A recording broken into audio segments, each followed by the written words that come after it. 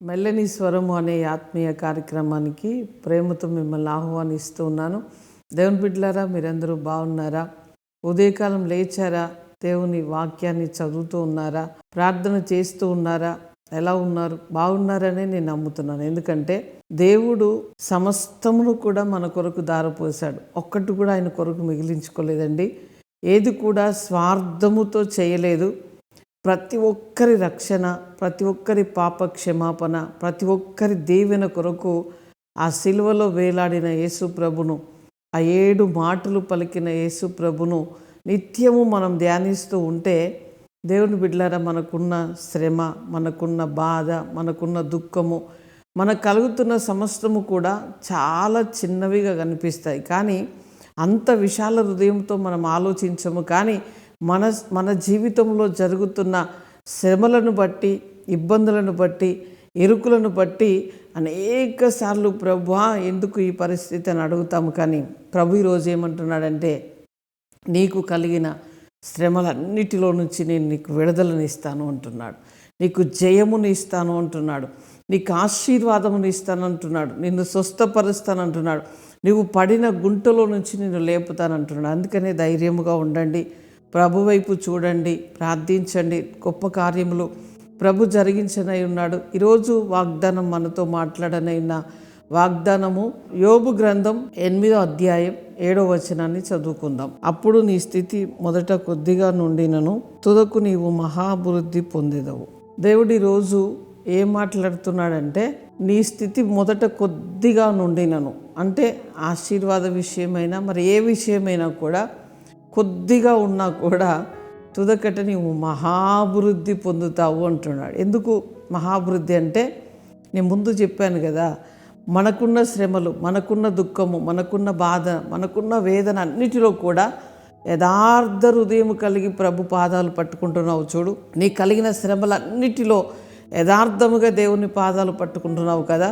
మొదట ఇప్పుడు నీ స్థితి కొద్దిగా ఉన్నా కూడా తుదకు నీవు మహాభివృద్ధి పొంది ఉన్నతమైన స్థాయిలో ప్రభు నిన్ను నిలబెట్టబోతున్నాడు. నీ కుటుంబం కావచ్చు, నీ వ్యాపారం కావచ్చు, నీ ఉద్యోగం కావచ్చు, నీ చేతి పని కావచ్చు, నీ బిడ్డల స్టడీ కావచ్చు, నీ ఆరోగ్యము కావచ్చు, నీ కుటుంబము కావచ్చు, నీ వ్యవస్థ ఏదైనా కూడా, ఒకవేళ సేవకుడు అయితే నీ సేవ అభివృద్ధిలో లేదేమో, కానీ ఈరోజు అంటున్నాడు, మొదట నీవు కొద్దిగా నుండినను నీవు మహాభివృద్ధి పొందబోతున్నావు. ఎందుకంటే నీ యథార్థమైన వెంబడింపు, నీ యథార్థమైన చూపు, నీ యథార్థమైన భావన, నీ యథార్థమైన ఆలోచనలను ప్రభు చూస్తున్నాడు.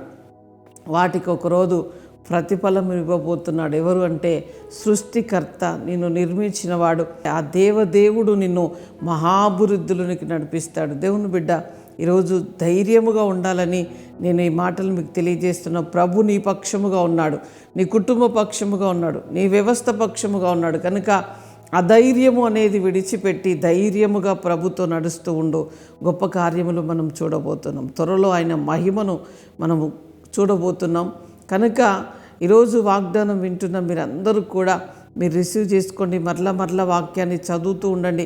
వాగ్దానాన్ని ఎత్తిపట్టి, ప్రభువా ఇదిగో నువ్వు చేసావు వాగ్దానం, ఈ వాగ్దాన ఫలము నాకు కావాలని అడుగుతూ ఉండండి. వాగ్దానమును ఇతరులతో మీరు పంచుకుంటూ ఉండండి. ఇతరులతో షేర్ చేస్తూ ఉండండి. ప్రభును స్తుతించండి, ఆరాధించండి.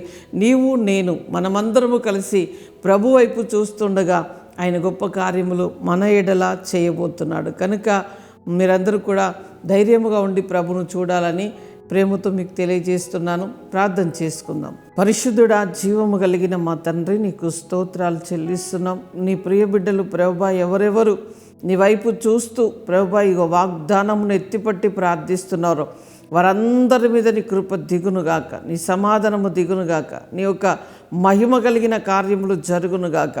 అయ్యా, నీ బిడ్డలు అనారోగ్యముతో ఉంటే అయ్యా ఒక్కొక్కరిని నీ గాయపడిన హస్తము చేత ముట్టండి, స్వస్థపరచండి. అద్భుతమైన ఆశ్చర్యమైన మహిమ కలిగిన కార్యములు జరిగించండి ప్రభువా. వారి చేతి పనులు, ఉద్యోగాలు, వ్యాపారాలు దీవించబడాలి. కృప చూపించమని ప్రార్థిస్తున్నాం. అయ్యా, ఎగ్జామ్ రాస్తున్న బిడ్డలందరూ కూడా నీ జ్ఞానముతో నింపబడాలి, జ్ఞాపక శక్తి ఉండాలి. అయ్యా ఎటువంటి ప్రభా భయము వారిలో ఉండొద్దు, అనారోగ్యం ఉండొద్దు. నీ బిడ్డల్ని దీవించండి. ఎగ్జామ్ రాస్తున్న అందరితో మీరుండి గొప్ప కార్యములు జరిగించమని ప్రభా, అయ్యా పెళ్లి రోజు పుట్టినరోజు జరుపుకుంటున్న నీ బిడ్డలందరికీ శుభము, దీవెన, ఆశీర్వాదములు, మేలులు పలుకుతున్నాం. వారందరినీ మీరు దీవించండి ప్రభా. వారి మీద నిత్య ఆనందము, సమాధానము, దీవెనలు పలుకుతున్నాం. ఈ సంవత్సరం అంతని మేలు వారు అనుభవించుదురుగా కానీ మహిమ ఘనత మీకు చెల్లిస్తూ యేసు నామంలో అడుగుచున్నాం తండ్రి. Amen, amen. Praise the lord. God bless you.